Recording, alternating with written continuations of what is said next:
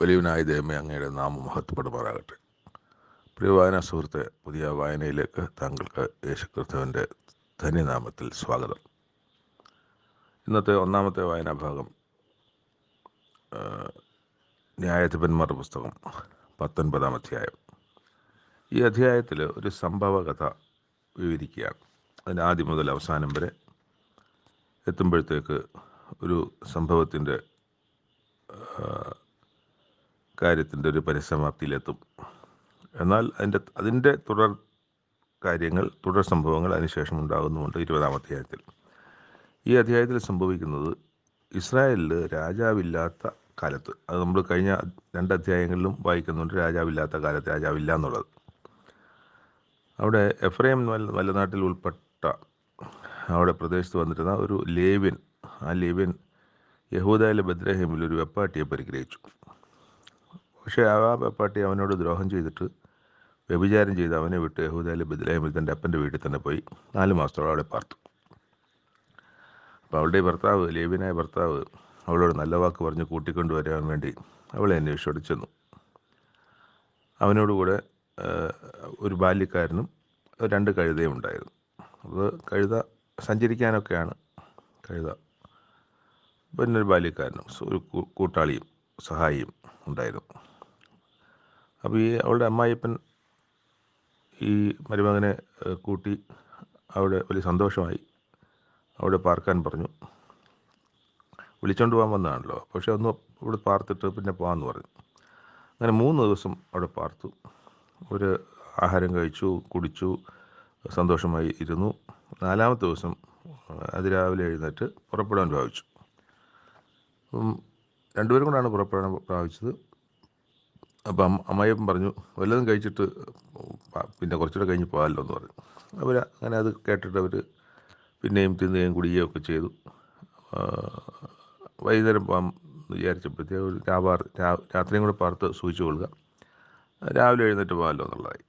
അപ്പം രാവിലെ എഴുന്നേറ്റ് വീണ്ടും പോകാൻ വേണ്ടി പുറപ്പെട്ടപ്പോൾ ആ രാത്രിയും കൂടെ അവിടെ പാർക്കാൻ പറഞ്ഞു. അപ്പം 5-ാം ദിവസം പോകാൻ എഴുന്നേറ്റപ്പം യൂതയുടെ അപ്പം പ്രതി വല്ലതും കഴിച്ചിട്ട് വെയിലാറും വരെ താമസിച്ചു കൊള്ളുക എന്ന് പറഞ്ഞു.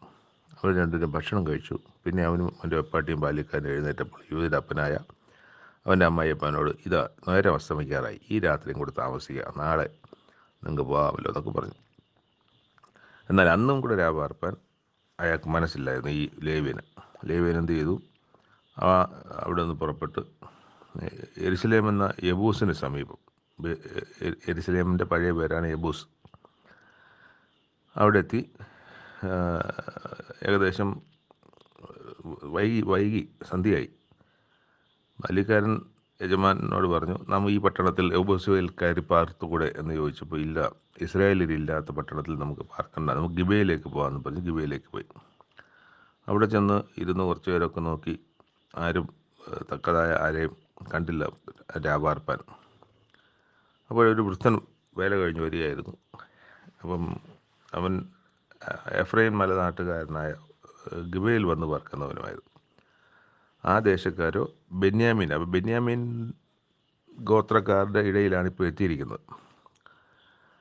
വൃദ്ധൻ നോക്കിയപ്പോൾ 2 യാത്രക്കാരനും ഈ ബാല്യക്കാരനും ഒക്കെ അവിടെ ഇരിക്കുന്നത് കണ്ടു. നീ എവിടെ നിന്ന് വരുന്നു, എവിടേക്ക് പോകുന്നു എന്നൊക്കെ ചോദിച്ചു. ഇന്ന് കാര്യങ്ങളൊക്കെ പറഞ്ഞു. ഇതുപോലെ ഞങ്ങൾ തിരിച്ചു പോവുകയാണ്, ഞങ്ങൾക്ക് രാത്രിയായി, ഞങ്ങളുടെ കയ്യിൽ അപ്പവും വീഞ്ഞും ബാക്കിയൊക്കെ കൈവശമുണ്ട്, ഒന്നിനും കുറവില്ല, ഒന്ന് താമസിക്കാനുള്ള സ്ഥലം എവിടെയെങ്കിലും കിട്ടിയാൽ മതി എന്ന് പറഞ്ഞു. അപ്പം അങ്ങനെ അയാൾ കൂട്ടിക്കൊണ്ടുപോയി കഴുതകൾക്ക് തീനൊക്കെ കൊടുത്തു. അങ്ങനെ അവർ രാത്രി കാലത്ത് താമസിക്കുമ്പം ആ ബെന്യാമീൻ്റെതായ കുറേ ആൾക്കാർ വീട് വളഞ്ഞിട്ട്, നിൻ്റെ വീട്ടിൽ വന്നിരിക്കുന്ന പുരുഷനെ പുറത്ത് കൊണ്ടുവരാൻ പറഞ്ഞു, ഞങ്ങളവനെ ഭോഗിക്കട്ടെ എന്ന് പറഞ്ഞു. അപ്പോൾ വിട്ടിടനായ പുരുഷൻ, ഈ വയസ്സൻ പറഞ്ഞു, അവരുടെ അടുക്കൽ പുറത്ത്, അയ്യോ അങ്ങനെ ദോഷം ചെയ്യരുത്, അവർ ഞങ്ങളുടെ വഷളത്വമൊന്നും പ്രവർത്തിക്കരുത്, എൻ്റെ കന്യകയായ മകളും അയാളുടെ വെപ്പാട്ടിയും ഇവിടെ ഉണ്ട്, ഞാൻ അവരെ പുറത്ത് കൊണ്ടുവരാമെന്ന് പറഞ്ഞു, അവരെ നിങ്ങൾക്ക് ബോധിച്ചതൊക്കെ ചെയ്തോളാൻ പറഞ്ഞു. ഈ പുരുഷനോട് ഒരു വഷളത്വമൊന്നും പ്രവർത്തിക്കരുതെന്ന് പറഞ്ഞു. എന്നാൽ അവനെ കൂട്ടാക്കിയില്ല.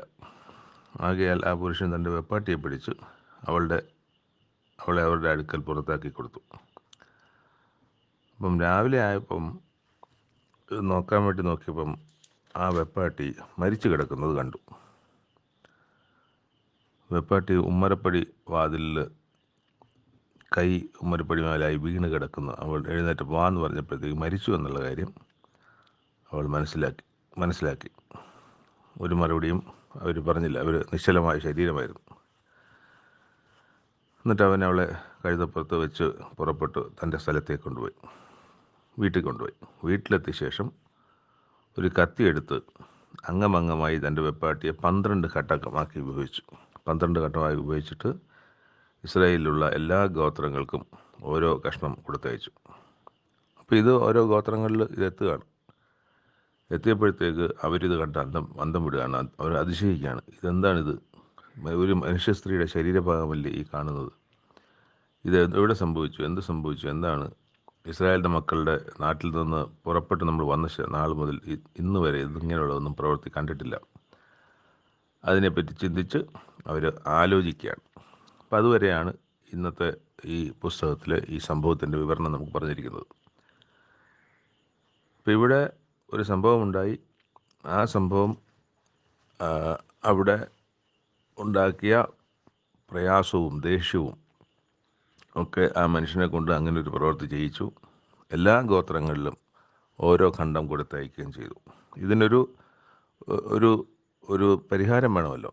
ഇത് ചെയ്ത ആളുകൾ, ദോഷം ചെയ്തവർ, അവർക്ക് അതിൻ്റെതായ ശിക്ഷ കിട്ടണമല്ലോ. അതിന് വേണ്ടിയിട്ടാണ് എല്ലാ ഗോത്രങ്ങളെയും അറിയിക്കാൻ വേണ്ടി ചെയ്യുന്നത്. പോയി പറയുന്നതിന് പകരം അയാൾക്ക് അത് കൺവേ ചെയ്യാൻ തോന്നിയത് ഇങ്ങനൊരു മാർഗ്ഗമാണ്.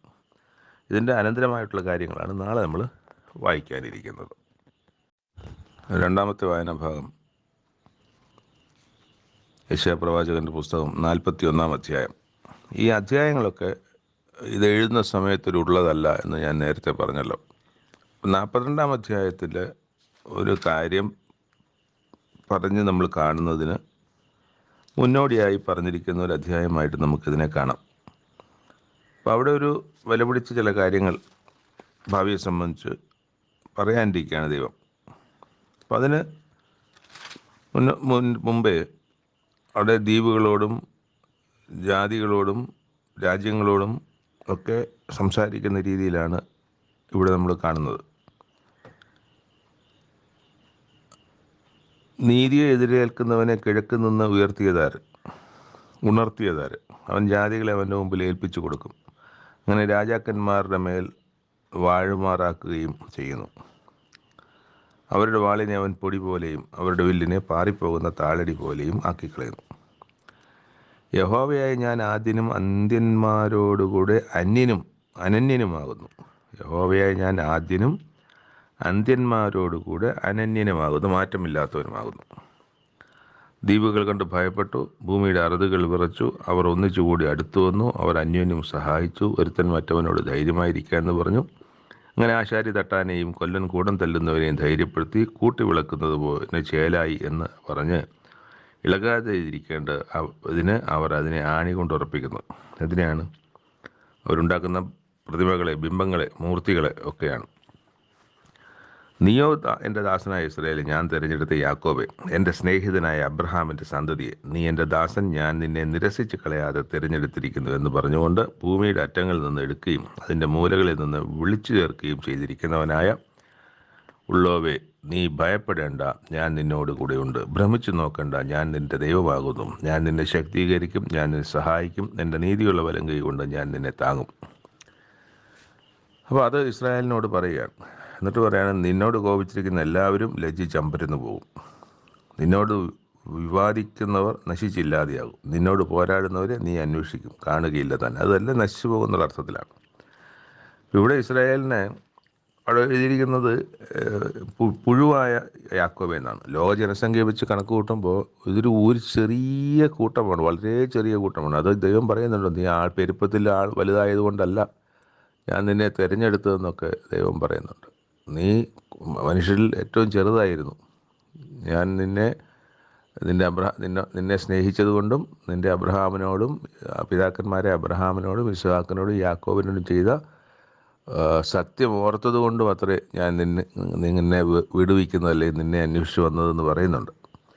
അപ്പം അത് ആണെങ്കിലും അങ്ങനെയാണെങ്കിലും ഈ ജനത്തെ ദൈവം തൻ്റെ പ്രത്യേക പരിഗണനയിലാണ് അന്ന് മുതൽ ഇന്ന് വരെയും കൈകാര്യം ചെയ്തിരിക്കുന്നത്. ഏകദേശം 2000 വർഷത്തോളം ഈ രാജ്യമോ ഈ ഒരു അധികാരമോ അല്ലെങ്കിൽ ലോകത്തുണ്ടെന്നോ പോലും അറിയാതെ വണ്ണം ചിതറി ലോകത്തിൻ്റെ നാനാഭാഗങ്ങളിലേക്ക് ചിതറിയെങ്കിലും അവരെ വീണ്ടും അവരുടെ അതേ ദേശത്ത് കൊണ്ടുവന്ന് നട്ട് അവരെ ലോകത്തെ ഏറ്റവും സമ്പന്നവും സമൃദ്ധിയും ഫലഭൂയിഷ്ടാദികളും കന്നുകാലികളും ടെക്നോളജിയും ബുദ്ധിയും എല്ലാം കൊടുത്ത് ലോകത്തിലെ 1-ാം നമ്പർ ആക്കി നിർത്തിയിരിക്കുകയാണ് ഇപ്പോഴും. അപ്പോൾ എങ്കിലും അവർ ഇനിയും ശരിയാകേണ്ട പല കാര്യങ്ങൾ ഉണ്ട്. നിൻ്റെ ദൈവമായ യഹോവ എന്ന് ഞാൻ നിൻ്റെ വലങ്കൈ പിടിച്ച് നിന്നോട് ഭയപ്പെടേണ്ട, ഞാൻ നിന്നെ സഹായിക്കുമെന്ന് പറയുന്നു. അവിടെ എഴുതിയിരിക്കുന്നത്, പുഴുവായ യാക്കോബേ, ഇസ്രായേൽ പരിശയെ ഭയപ്പെടേണ്ട, ഞാൻ നിന്നെ സഹായിക്കും. അപ്പോൾ ഒരു വെറും പുഴുവാണ് നീയെങ്കിലും, നീ ഒരു പരിശയാണെങ്കിലും ഞാൻ നിന്നെ സഹായിക്കും. അപ്പോൾ അതൊക്കെ എല്ലാം നിസ്സാരമാക്കിയിട്ടാണ് ഈ പറയുന്നത്. അത്ര ചെറുതാണെന്നോ അല്ലെങ്കിൽ അങ്ങനത്തെ ആണെങ്കിലും ഭയപ്പെടേണ്ട, ഞാൻ നിന്നെ സഹായിക്കും. കാരണം അതങ്ങനെ ഒരു കമ്മിറ്റ്മെൻറ്റ് ദൈവത്തിന് ഈ ജനത്തോട് ഉണ്ട്. നിൻ്റെ വീണ്ടെടുപ്പുകാരൻ ഇസ്രായേലിൻ്റെ പരിശുദ്ധൻ തന്നെ, ഇതാ ഞാൻ നിന്നെ പുതിയതും മൂർച്ചയുള്ളതുമായ പല്ലേറിയതും മൂർച്ചയുള്ളതും പല്ലേറിയതുമായ മെതിവണ്ടിയാക്കിയത്. അപ്പോൾ ഇസ്രായേലിനെ തന്നെ ഒരു മെതിവണ്ടിയാക്കി തീർക്കുകയാണ്. മെതിവണ്ടി ഇസ്രായേൽ തന്നെ മെതിവണ്ടി ആയാൽ ഇസ്രായേൽ ലോകത്ത് മറ്റെല്ലാ രാജ്യങ്ങളുടെ മേലും അധികാരങ്ങളുടെ മേലും ആ മെതിവണ്ടി കയറ്റുന്ന രീതിയിലാണ് ഇതിനെ ദൈവമോട് പറഞ്ഞത്. നീ പർവ്വതങ്ങളെ പൊടിച്ച് പൊടിയാക്കും, കുന്നുകളെ പതിർ പോലെയാക്കും, നീ അവയെ പാറ്റും, കാറ്റ് അവയെ പറപ്പിച്ചു കൊണ്ടുപോകും, ചുഴലിക്കാറ്റ് അവയെ ചിതറിച്ച് കളയും. നീയോ യഹോവയിൽ ഘോഷിച്ചുല്ലസിച്ച് ഇസ്രായേലിൻ്റെ പരിശുദ്ധനിൽ പുകഴും. അതാണ് അവിടെ പറയുന്നത്, ദൈവം പറയുന്നത്. യഹോവയെ ഞാൻ നിന്നെ ഉപദ്രവിക്കുന്നവർക്കൊക്കെ യഹോവയെ ഞാൻ അവർക്ക് ഉത്തരമരുളും. ഇസ്രായേൽ ദൈവമായി ഞാൻ അവരെ കൈവിടുകയില്ല. ഇസ്രായേലിനെ കൈവിടുകയില്ല എന്നൊക്കെ. യഹോവയുടെ കൈ അത് ചെയ്തു എന്നും ഇസ്രായേലിൻ്റെ പരിശുദ്ധനെ സൃഷ്ടിച്ചുവെന്നും അവരെല്ലാവരും കണ്ടറിഞ്ഞ് വിചാരിച്ച് ഗ്രഹിക്കേണ്ടതിന് തന്നെ. അപ്പം ഇന്ന് ലോകം മുഴുവൻ അവർക്കെതിരായി നിൽക്കുന്നു.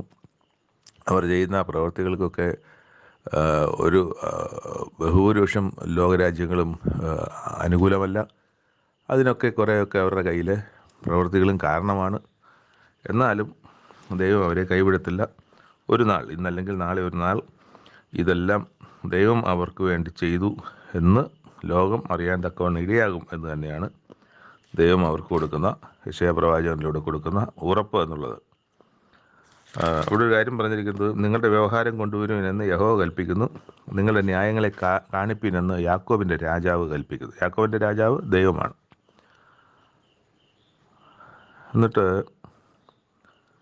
നിങ്ങൾ ദേവന്മാർ എന്ന് ഞങ്ങൾ അറിയേണ്ടതിൻ്റെ മേലാൽ വരുവാനുള്ള പ്രസ്താവിപ്പിൻ, ഞങ്ങൾ കണ്ടു വിസ്മയിക്കേണ്ടത് നന്മയെങ്കിലും തിന്മയെങ്കിലും പ്രവർത്തിപ്പിൻ. നിങ്ങളില്ലായ്മയായും നിങ്ങളുടെ പ്രവൃത്തി നാസ്തിയായുമാകുന്നു. നിങ്ങളെ വരിക്കുന്നവൻ കുൽസിതനത്രേ, ഞാൻ ഒരുത്തനെ വടക്കുനിന്ന് എഴുന്നേൽപ്പിച്ചു. അപ്പോൾ ഈ വടക്കുനിന്ന് എഴുന്നേൽപ്പിച്ചു എന്ന് പറയുന്നത് ഒരു രാജ്യമാണ്, അല്ലെങ്കിൽ ഒരു അധികാരമാണ്, ഒരു രാജാവാണ്, അല്ലെങ്കിൽ ഒരു പ്രധാനമന്ത്രിയാണ്. എങ്ങനെയായാലും ഒരു രാജ്യം, ഒരു ജനതയെ അവർക്കെതിരെ എഴുന്നേൽപ്പിക്കുകയാണ്.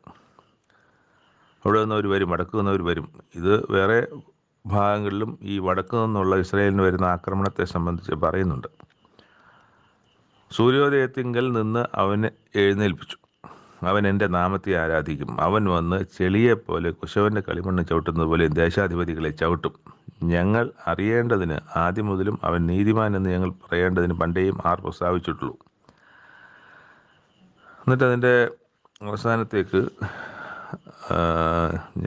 ഒരു മിനിറ്റ്, അവൻ എൻ്റെ നാമത്തെ ആരാധിക്കും, വന്ന് ചെളിയെ പോലെ ശവിച്ചോട്ടും. അതെനിക്ക് തോന്നുന്നത് ഈ വടക്ക് നിന്നെന്ന് പറയുന്നത് ആദ്യം ചിലപ്പോൾ അങ്ങനെയാകാം, എനിക്ക് ഒരു തെറ്റ് പറ്റി തോന്നുന്നു. വടക്ക് നിന്ന് എഴുന്നേൽപ്പ് ഈ ഇസ്രായേലിന് ഇപ്പോൾ ഇസ്രായേൽ വന്നിരിക്കുന്നത് ആദ്യം വരുന്ന ആളുകളുടെ കൂട്ടത്തിൽ ഒരു ജനസമൂഹം ആദ്യം വന്ന് അവിടെ പല പണികൾ ചെയ്യുകയും മണ്ണ് ചെളിയൊക്കെ വൃത്തിയാക്കി അടുത്ത് നല്ല ഒരു ഭൂമിയാക്കി മാറ്റാൻ വേണ്ടി പ്രവർത്തനം നടത്തുന്ന ആദ്യ ഒരു കൂട്ടം വരുന്നത് വടക്ക് നിന്നാണ്. അതായത് റഷ്യയിൽ നിന്നാണ് വരുന്നത്. അപ്പോൾ അത് ആകാനാണ് സാധ്യത. ഞാൻ പറഞ്ഞ മറ്റേ വടക്ക് എന്ന് പറയുന്നത് അത് വേറെ സംഭവം ആണ്. അപ്പം ഇവിടെ പറയുന്ന കാര്യം, ദേശാധിപതി വിളിച്ച ഞങ്ങൾ അറിയേണ്ടതിന് ആദ്യം മുതലും അവൻ നീതിമാൻ എന്ന് ഞങ്ങൾ പറയേണ്ടതിനും പണ്ടേയും ആർ പ്രസ്താവിച്ചിട്ടുള്ളൂ. പ്രസ്താവിപ്പാനോ കാണിച്ചു തരുവാനോ നിങ്ങളുടെ വാക്ക് കേൾപ്പാനോ ആരുമില്ല. ഞാൻ ആദ്യനായി സിയോനോട് ഇതാ അവർ വരുന്നു എന്ന് പറയുന്നു. യെരുശലേമിന് ഞാൻ ഒരു സുവാർത്താ ദൂതനെ കൊടുക്കുന്നു. ഞാൻ നോക്കിയാർ ഒരുത്തനുമില്ല, ഞാൻ ചോദിച്ചാർ ഉത്തരം പറയുവാൻ അവരിൽ ആരും ഒരു ആലോചനക്കാരനുമില്ല. അവരെല്ലാവരും വ്യാജമാകുന്നു, അവരുടെ പ്രവൃത്തികൾ നാസ്തിയത്രേ, അവരുടെ വിഗ്രഹങ്ങൾ കാറ്റും ശൂന്യമത്രേ. ഇസ്രായേൽ അല്ലാത്ത ആളുകളുടെ അവർ ഉണ്ടാക്കുന്ന വിഗ്രഹങ്ങളും ഒക്കെയും നാസ്തിയാണെന്നും, അപ്പം അവിടേക്കാണ് ഇത് ഈ ഇസ്രായേൽ വീണ്ടും അവിടെ ഈ 2000 വർഷം കഴിഞ്ഞ് വീണ്ടും അവിടെ വരുമ്പോഴത്തേക്ക് അത് ദൈവത്തിൻ്റെ വാക്ക് പറഞ്ഞ പോലെ തന്നെ ഞാൻ നിങ്ങളെ ലോകത്തിൻ്റെ എല്ലാ ഭാഗങ്ങളിലേക്കും ചിതറിക്കും എന്ന് പറഞ്ഞ് സംഭവിച്ചതിന് ശേഷമാണ് ഇത് നടക്കുന്നത്. ആ ചിതറിച്ചതിന് ശേഷം ഈ ദേശം ഒന്നിനും കൊള്ളാത്ത ദേശമായി മാറുന്നു എന്ന് നമ്മൾ കാണുന്നുണ്ട്. അപ്പം അതൊക്കെ വേറെ ആൾക്കാരുടെ അല്ലെങ്കിൽ ഒക്കെയും കയ്യിലായി, ഈ സ്ഥലമൊക്കെയും കയ്യിലായി. അപ്പോൾ അവർക്ക് അതിന്മേൽ അധികാരമൊന്നുമില്ല. അപ്പോൾ അങ്ങനെ അവരത് സ്ഥലം പണം കൊടുത്ത് മേടിച്ചു എന്നാണ് നമ്മൾ ചരിത്രത്തിൽ പറയുന്നത്. അവർ പണം കൊടുത്ത് സ്ഥലമൊക്കെ അവരിൽ ഉണ്ടായിരുന്ന പണമൊക്കെ കൊടുത്ത് ദേശം പണം കൊടുത്ത് വാങ്ങി സ്വരുക്കൂട്ടിയ സ്ഥലമാണ് ഇന്ന് കാണുന്ന ഇസ്രായേൽ. അതിൻ്റെ കൂടെ പിടിച്ചെടുത്ത സ്ഥലങ്ങളൊക്കെ ഉണ്ട്. എന്നാലും ആദ്യം സംഭവിക്കുന്നത് പണം കൊടുത്ത് വാങ്ങുന്ന സ്ഥലങ്ങളായിരുന്നു. എന്നിട്ട് ഇനിയിപ്പോൾ 42-ാം അധ്യായത്തിലേക്ക് വരുമ്പം ഇനി അവർക്ക് ഒരു വിടുതലിൻ്റെ, അവർക്ക് ഒരു നായകനെ, അവർക്കൊരു ദൂതനെ അല്ലെങ്കിൽ ഒരു രക്ഷകനെ, ആ രക്ഷകനെ കുറിച്ച് പറയുന്നൊരു അധ്യായമാണ്. അപ്പോൾ അതിനു മുമ്പ് ഉള്ള ആ രക്ഷകനെ കുറിച്ച് പറയുന്നതിന് മുമ്പ് ഉണ്ടാകേണ്ട ഒരു പശ്ചാത്തലത്തെക്കുറിച്ചാണ് ഇവിടെ നമ്മൾ 41-ാം അധ്യായത്തിൽ വായിക്കുന്നത്. അതിപ്പോൾ ആയി, അവർ മടങ്ങി വന്നു. ഇനി അവരിലേക്ക് ചെയ്യാനിരിക്കുന്ന മറ്റു പുതിയ കാര്യങ്ങളെ സംബന്ധിച്ച് ദൈവം ഇവിടെ നമുക്ക് 42-ാം അധ്യായത്തിൽ കാണും. നമുക്ക് അത് നാളത്തെ വായനയിൽ വായിക്കാം. 3-ാമത്തെ വായനാഭാഗം യോഹന്നാൻ്റെ 1-ാമത്തെ ലേഖനത്തിൻ്റെ 3-4 അധ്യായങ്ങൾ. അതിൽ ആരംഭ ഭാഗത്ത് അവനോട് സദൃശന്മാരാകും എന്ന് നാം അറിയുന്നു എന്ന് പറയുന്നൊരു ഭാഗമുണ്ട്. അത് ഇപ്പോൾ നാം ദൈവമക്കൾ എന്ന് വിളിക്കപ്പെടുവാൻ ദൈവം നമുക്ക് വലിയ സ്നേഹം നൽകിയിരിക്കുകയാണ്. അങ്ങനെ നാം ആകുന്നു. നമ്മൾ ദൈവമക്കളാണ്. ലോകം അവനെ അറിഞ്ഞിട്ടില്ലാത്തതുകൊണ്ട് നമ്മളെയും അറിയുന്നില്ല. എന്നാൽ നാം ഇപ്പോൾ ദൈവമക്കളാകുന്നു. നാം ഇന്നതാകും എന്ന് ഇതുവരെ പ്രത്യക്ഷമായില്ല.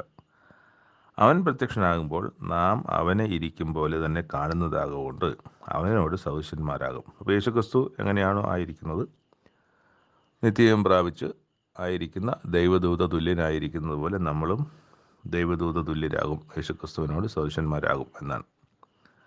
അവനിൽ പ്രത്യാശയുള്ളവനെല്ലാം അവൻ നിർമ്മലനായിരിക്കുന്നത് പോലെ തന്നെത്താൻ നിർമ്മലീകരിക്കുന്നു. ഇതാണ് കഴിഞ്ഞ അധ്യായങ്ങളിലൊക്കെ പറഞ്ഞത്. പാപത്തെ സംബന്ധിച്ചും ഒക്കെ അദ്ദേഹം പറഞ്ഞത് ഓർക്കണം. എഴുതുന്ന ആൾ ക്രിസ്തുവിനോട് കൂടെ ഉണ്ടായിരുന്ന ആളാണ്. ക്രിസ്തുവിനോട് കൂടെ ഉണ്ടായിരിക്കുകയും അവസാനം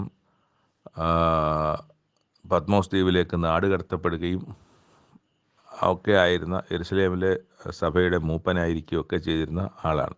വളരെ വാർദ്ധക്യത്തിൽ വലിയ വൃദ്ധനായിട്ടാണ് യോഹന്നാൻ മരിക്കുന്നത്. എന്നാൽ ബാക്കി എല്ലാ ശിഷ്യന്മാരും രക്തസാക്ഷികളാവുകയായിരുന്നു. ഇദ്ദേഹം സ്വാഭാവികമായ മരണം, കാലസമ്പൂർണ്ണത വന്ന് പ്രായാധിക്യത്താൽ ഒക്കെ നല്ല പ്രായം ചെന്ന് മരിക്കുന്ന ഒരു അപ്പോസ്തലനാണ്. യേശുക്രിസ്തുവിൻ്റെ ശിഷ്യന്മാരിൽ ഒരേ ഒരു ആളാണ് യോഹന്നാൻ എന്ന് പറയുന്നത്. അപ്പം അദ്ദേഹമാണ് ഇത് എഴുതുന്ന എഴുത്തുകാരനെ നമ്മളൊന്ന് മനസ്സിൽ കാണണം.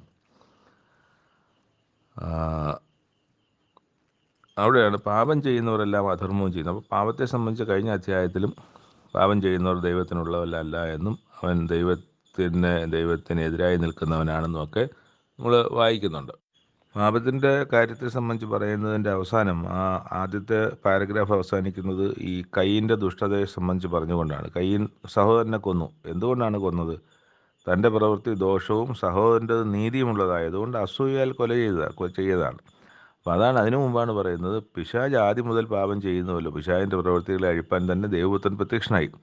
അപ്പോൾ ദൈവത്തിൽ നിന്ന് ജനിച്ചതിനാൽ അവർക്ക് പാപം ചെയ്യാനൊക്കത്തില്ല. ദൈവത്തിൽ നിന്ന് ജനിക്കാത്തവരൊക്കെയും പാപം ചെയ്യുന്നവരാണ്. പാപമെന്ന് പറയുന്നത് കൽപ്പനാ ലംഘനമാണ്. എന്നാൽ മരണത്തിന് ഉള്ള പാപവും മരണത്തിനല്ലാത്ത പാപവും ഒക്കെ ഉണ്ട്.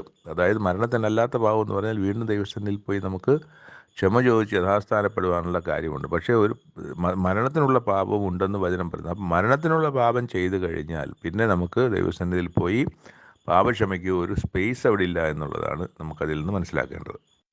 യേശുക്രിസ്തുവിനെ ലോകം പകച്ചതാണ്. ഇന്നും യേശുക്രിസ്തുവിനെ പകയ്ക്കുന്ന ആളുകളുണ്ട്. യേശുക്രിസ്തുവിനെ അംഗീകരിക്കാത്തവരൊക്കെ ബഹുഭൂരിപക്ഷം, അതായത് ഒരു നല്ല അളവ് ലോകത്ത് യേശുക്രിസ്തുവിനെ അറിയാത്തവർ പോലും ഉണ്ട്. അപ്പോൾ അങ്ങനെ യേശുക്രിസ്തുവിനെ ലോകം പകച്ചിട്ടുണ്ട്. അപ്പം ലോകം നിങ്ങളെ പകയ്ക്കുന്നുവെങ്കിൽ ആശ്ചര്യപ്പെടരുതെന്നാണ് അതിൻ്റെ കാരണം. അത് തന്നെയാണ്. നമ്മൾ വേറൊരു കാര്യം, നമ്മൾ നമ്മുടെ സഹോദരന്മാരെ പകയ്ക്കരുതെന്നും അവിടെ പറയുന്നുണ്ട്. അപ്പം സ്നേഹിക്കാത്തവൻ മരണത്തിൽ വസിക്കുന്നു, സഹോദരനെ പകയ്ക്കുന്നവൻ കൊലപാതകനാണെന്ന് ഇവിടെ പറഞ്ഞിരിക്കുന്നു. അപ്പോൾ സഹോദരനെ നമ്മൾ പകയ്ക്കരുത്. ലോകം നമ്മളെ പകയ്ക്കും, അതൊക്കെ ആശ്ചര്യപ്പെടേണ്ട കാര്യമില്ല. പക്ഷെ നമ്മൾ നമ്മുടെ സഹോദരന്മാരെ ഒന്നും പകയ്ക്കാൻ പാടില്ല. അപ്പം സഹോദരനെ പകയ്ക്കുന്നവൻ കൊലപാതകനാണെങ്കിൽ ഒരു കൊലപാതകന് നിത്യജീവനുള്ളിൽ വസിച്ചിരിപ്പില്ല എന്നും യോഹന്നാൻ നമ്മളോട് പറയുകയാണ്. അപ്പം സഹോദരനെ പകയ്ക്കുന്നവൻ കൊലപാതകനാണ്. സഹോദരനെ കൊന്നിട്ടില്ല, പക്ഷേ സഹോദരനെ പകയ്ക്കുമ്പോൾ കൊല ചെയ്തതിന് തുല്യമാണ്. അങ്ങനെ ഇരിക്കെ നമ്മൾ പറയുന്നത് ഒരു കൊലപാതകനും നിത്യജീവനുള്ളിൽ വസിച്ചിരിപ്പില്ല. അപ്പോൾ ഇവിടെ സഹോദരനെ പകയ്ക്കുന്നതിലൂടെ നമ്മൾ കൊലപാതകനാകുകയും നമുക്ക് നിത്യജീവൻ ലഭിക്കാത്ത അവസ്ഥയിലേക്ക് വരുമെന്നും നമുക്കൊരു ഉപദേശം അദ്ദേഹം നമുക്ക് തരുന്നു.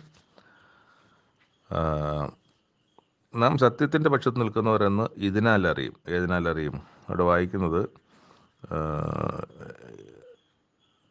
അതായത് നമുക്ക് എന്തെങ്കിലുമൊക്കെ ഉണ്ട്, എന്നിട്ട് തൻ്റെ സഹോദരന് അവന് മുട്ടുണ്ടായിട്ട് അവൻ്റെ ദാരിദ്ര്യത്തിലോ കഷ്ടതയിലോ പ്രയാസത്തിലോ അവനെ സഹായിക്കാതെ മനസ്സിൽ കാണിക്കാതിരുന്നാൽ ദൈവത്തിൻ്റെ സ്നേഹം അവനിൽ ഉണ്ടെന്ന് പറയാനൊക്കത്തില്ല. ദൈവം അങ്ങനെയല്ലല്ലോ നമ്മളെ ഉപദേശിച്ചത്. ക്രിസ്തു എന്ന നിർദോഷിയായ ഒരു മനുഷ്യനെ നമുക്ക് വേണ്ടി യാഗമാക്കി അർപ്പിച്ച ദൈവമാണ് നമ്മളോടിത് പറയുന്നത്. അപ്പം വാക്കിനാലും നാവിലാനും അല്ല, പ്രവൃത്തിയിലും സത്യത്തിലും സ്നേഹിക്കണം. അപ്പോൾ പ്രവൃത്തി കൊണ്ട് സ്നേഹിക്കണം. ഞാൻ സ്നേഹിക്കുന്നത് പറയുന്നതിലല്ല, സ്നേഹിക്കണം എന്ന് തന്നെയാണ്. അപ്പം സത്യത്തിൻ്റെ പക്ഷത്താണോ നിൽക്കുന്നതെന്ന് ഇതിനാൽ അറിയും, ആ പ്രവൃത്തി കൊണ്ട് അറിയാൻ കഴിയും എന്ന് തന്നെയാണ് പറയുന്നത്. ഹൃദയം നമ്മെ കുറ്റം വിധിക്കുന്നുവെങ്കിൽ ദൈവം നമ്മുടെ ഹൃദയത്തേക്കാൾ വലിയവനും എല്ലാം അറിയുന്നവനും എന്ന് നമ്മുടെ ഹൃദയത്തെ ദൈവത്തിൻ്റെ സന്നിധിയിൽ ഉറപ്പിക്കാം. അപ്പോൾ ദൈവം നമ്മുടെ മനസ്സ് തന്നെ നമ്മളെ കുറ്റം വിധിക്കും. നമ്മുടെ മനസ്സ് പലപ്പോഴും നമുക്കറിയാമല്ലോ, അത് ചില വിഷയത്തെ സംബന്ധിച്ച് സംഘർഷത്തിലാവും. ഒരു നന്മയുടെ പക്ഷത്തും തിന്മയുടെ പക്ഷത്തും നമ്മൾ ഒരേ മനസ്സ് തന്നെ നിൽക്കും. ഇത് ചെയ്യണമെന്നും ചെയ്യണ്ട എന്നും നമ്മുടെ മനസ്സ് പറയും. അപ്പോൾ അവിടെ എല്ലാം ഉണ്ടാകുന്ന ഒരു കാര്യത്തിൽ നിന്ന് നമ്മുടെ നല്ല മനസ്സാക്ഷിയാണ് നമ്മളെ നന്മയിലേക്ക്, നല്ലതിലേക്ക്, ദൈവപക്ഷത്തിലേക്ക്, ദൈവഹിതത്തിലേക്കൊക്കെ നടത്തുന്നത്. ഇത് എപ്പോഴും ഉണ്ടാകാവുന്ന ഒരു കാര്യം തന്നെയാണ് ഈ മനസ്സിലെ സംഘർഷം. ഇത് ചെയ്യണോ വേണ്ടേ എന്നുള്ളത്. പക്ഷേ അവിടെ നിന്ന് നമ്മളതിനെ നല്ല ഭാഗത്തേക്ക് നമ്മളതിനെ കൊണ്ടെത്തിക്കാൻ നമുക്ക് കഴിയുന്നുവെങ്കിൽ അതാണ് അതുപോലെ തന്നെ ഒരു തെറ്റ് വന്നു പോയാൽ ഹൃദയം നമ്മളെ കുറ്റം വിധിക്കുന്നുവെങ്കിൽ അത് നല്ലത് തന്നെയാണെന്നാണ്, നമ്മുടെ ഹൃദയം ദൈവസന്നിധിയിലാണ് എന്നുള്ളത് നമുക്ക് ഉറപ്പിക്കാം. അങ്ങനെ അതേസമയം തെറ്റ് ചെയ്തതിന് ശേഷം അത് തെറ്റൊന്നുമല്ല, അതിപ്പോൾ എന്തോന്ന് എല്ലാവരും ഒക്കെ ചെയ്യുന്നതല്ലേ എന്ന് പറഞ്ഞ് ന്യായീകരിക്കാനാണ് നമ്മൾ ശ്രമിക്കുന്നതെങ്കിൽ നമ്മുടെ ഹൃദയം ദൈവത്തിൻ്റെ പക്ഷത്തല്ല എന്ന് നമുക്ക് മനസ്സിലാവുന്നതാണ്. പക്ഷേ ഇതൊന്നും നമ്മൾ പ്രവർത്തിക്കുന്ന സമയത്തും ചെയ്യുന്ന സമയത്തും വർത്തമാന സമയത്തൊന്നും അതിനെക്കുറിച്ച് ചിന്തിക്കുകയോ അത് ആ തരത്തിലേക്ക് ആക്കുകയും ചെയ്യില്ല. നമ്മുടെ മനസ്സിൻ്റെ സുഖം, മനസ്സിൻ്റെ തൃപ്തിക്ക് വേണ്ട കാര്യങ്ങളൊക്കെയാണ് പലപ്പോഴും ചെയ്യുന്നത് എന്നുള്ളതാണ്. അത് പക്ഷേ ദൈവത്തിന് എതിരായിട്ടുള്ള കാര്യമാണെന്നും നമുക്ക് വായിച്ച് മനസ്സിലാക്കാം. ആ ഒരു കാര്യത്തിൻ്റെ കൺക്ലൂഷനായിട്ട് നമുക്ക് വായിക്കാൻ പറ്റുന്നത്, അവൻ്റെ കൽപ്പനയോ അവൻ്റെ പുത്രനായ യേശുക്രിസ്തുവിൻ്റെ നാമത്തിൽ നാം വിശ്വസിക്കുകയും അവൻ നമുക്ക് കൽപ്പന തന്നതുപോലെ അന്യോന്യം സ്നേഹിക്കുകയും വേണമെന്നുള്ളത് തന്നെ. അവൻ്റെ കൽപ്പനകളെ പ്രമാണിക്കുന്നവർ അവനിലും അവൻ ഇവരിലും വസിക്കുന്നു. അവൻ നമ്മിൽ വസിക്കുന്നുവെന്ന് അവൻ നമുക്ക് തന്ന ആത്മാവിനാൽ നാം അറിയുന്നു. തുടർന്ന് 4-ാം അധ്യായത്തിൽ കള്ളപ്രവാചകന്മാരെക്കുറിച്ച് ഒരു മുന്നറിയിപ്പ് തരുന്നുണ്ട്. അവർ നമ്മുടെ ദൈവജനത്തിൻ്റെ ഇടയിലേക്ക് വരുന്നുണ്ട്.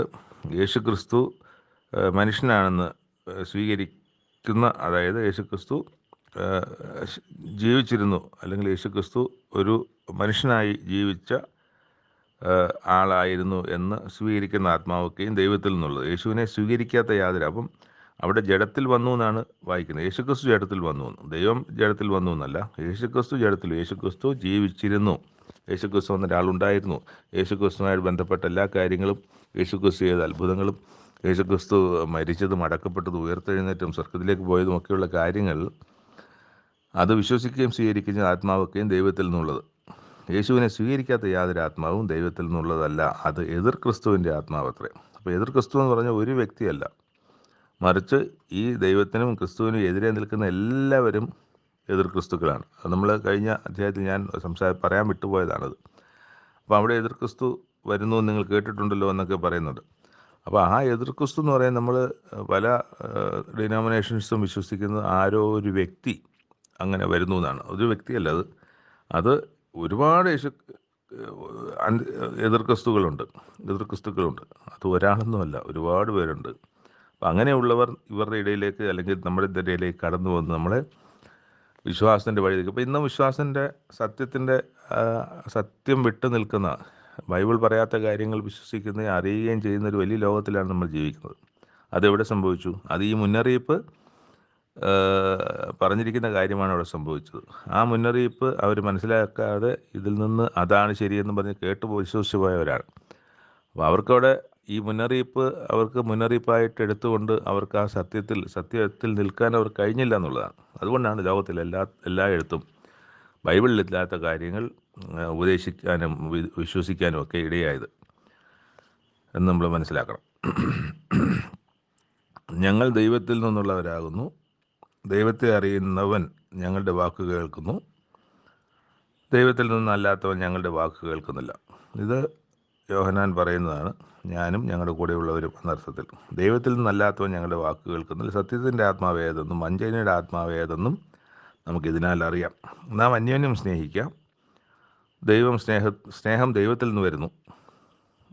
സ്നേഹിക്കുന്നവനെല്ലാം ദൈവത്തിൽ ജനിച്ചിരിക്കുന്നു, ദൈവത്തെ അറിയുകയും ചെയ്യുന്നു. സ്നേഹിക്കാത്തവൻ ദൈവത്തെ അറിഞ്ഞിട്ടില്ല. ദൈവം ആണ് സ്നേഹം, ദൈവം സ്നേഹം തന്നെ. ദൈവത്തെ ആരും ഒരു നാളും കണ്ടിട്ടില്ല. നാം അന്യോന്യം സ്നേഹിക്കുന്നുവെങ്കിൽ ദൈവം നമ്മിൽ വസിക്കുന്നു, അവൻ്റെ സ്നേഹം നമ്മിൽ തികഞ്ഞു വരിക്കുന്നു. അപ്പോൾ ഇത് ഒരിക്കലും ഈ നമ്മൾ വായിക്കുമ്പോൾ യോഹന്നാൻ്റെ തന്നെ സുവിശേഷം നമ്മൾ 3-ാം അധ്യായം 16 വായിക്കുന്നത്, യേശുക്രിസ്തുവിനെ നൽകുവാൻ തക്കവണ്ണം ദൈവം ലോകത്തെ സ്നേഹിച്ചു എന്നാണ്. ലോകം എന്ന് പറയുന്നത് എന്താണ്? ഒരിക്കലും ദൈവത്തിൻ്റെ പക്ഷത്തുള്ളവരല്ല. ലോകം എപ്പോഴും ദൈവത്തെ അറിയാത്തവരും വിഗ്രഹാരാധികളുമൊക്കെയാണ്. ആ ലോകത്തെ ദൈവം സ്നേഹിച്ചു എന്നാണ് നമ്മൾ വായിക്കുന്നത്. അപ്പോൾ ആ സ്നേഹം ദൈവത്തിൽ നിന്ന് വന്നതാണ്. ആ സ്നേഹം ഉണ്ട് എങ്കിൽ നമ്മളും അങ്ങനെ അന്യോന്യം സ്നേഹിക്കണമെന്നാണ്. നമ്മളിൽ ആ സ്നേഹം ഉണ്ട് എങ്കിൽ നമ്മൾ ദൈവത്തിൻ്റെയാണ് സ്നേഹം, ദൈവത്തിൽ നിന്നാണ് സ്നേഹം എന്ന്. ആ സ്നേഹം നമ്മളിലുണ്ടെന്ന് പറഞ്ഞാൽ അത്